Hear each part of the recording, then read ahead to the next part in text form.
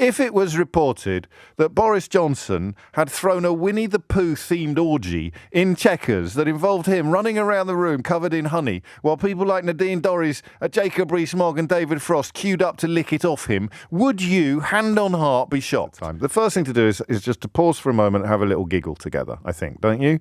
It's a stitch-up, it's a witch hunt, it's the woke mafia, it's the new elite, it's the anti-growth coalition, it's the tofu-eating wokerati. Who is it? Who's stitching him? It's the blob. They're all stitching him up. Infamy, infamy. They've all got it infamy. Boris Johnson and Donald Trump sound almost identical to each other. Not for the first time.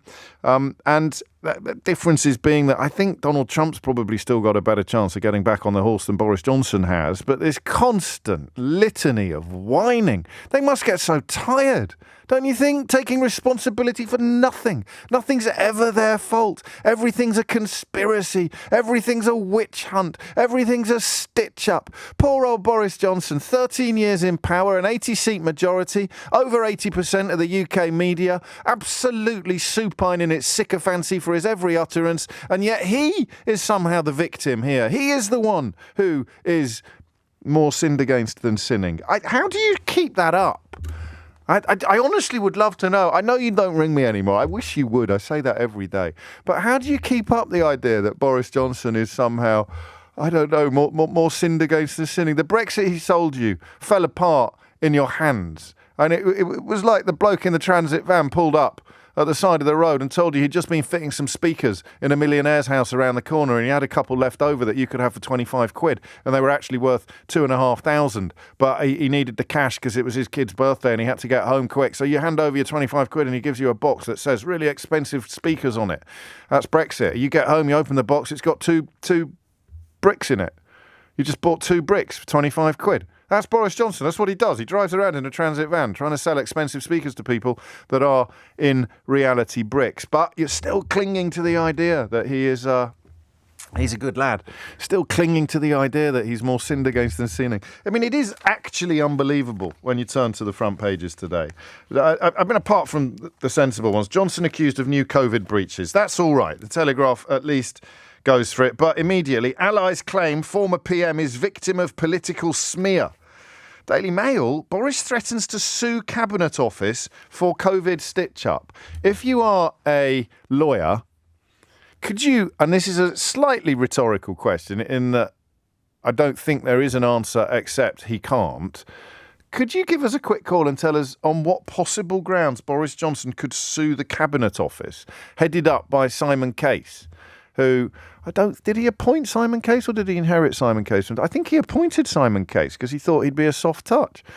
Simon Case, of course, the man that brought the distant cousin into Downing Street after, it's so hard to keep up, Richard Sharp had made Simon Case aware that there was this Canadian tycoon who wanted to guarantee a loan for Boris Johnson up to £800,000 that Richard Sharp failed to mention to the selection panel when he was applying to become chairman of the BBC. So, I mean, you see what I mean. Every rock you look under, do you know what you find? 10 more rocks. You look under them, do you know what you find? 10 more rocks. It's ridiculous. If it was reported that Boris Johnson had thrown a Winnie the Pooh-themed orgy in Chequers that involved him running around the room covered in honey while people like Nadine Dorries, Jacob Rees-Mogg and David Frost queued up to lick it off him, would you, hand on heart, be shocked? In direct contravention of all lockdown laws, would you, hand on heart, be shocked if Boris Johnson had thrown a Winnie the Pooh-themed orgy that involved Nadine Dorries, Jacob Rees-Mogg, David Frost, the entire comment desk of the Daily Telegraph, at least 5 broadcasters I can think of off the top of my head, and approximately 30% of the Parliamentary Conservative Party queuing up to lick honey from his quivering torso? Could you? Would you? Would you really be surprised? Do you remember the chronology of crapulence?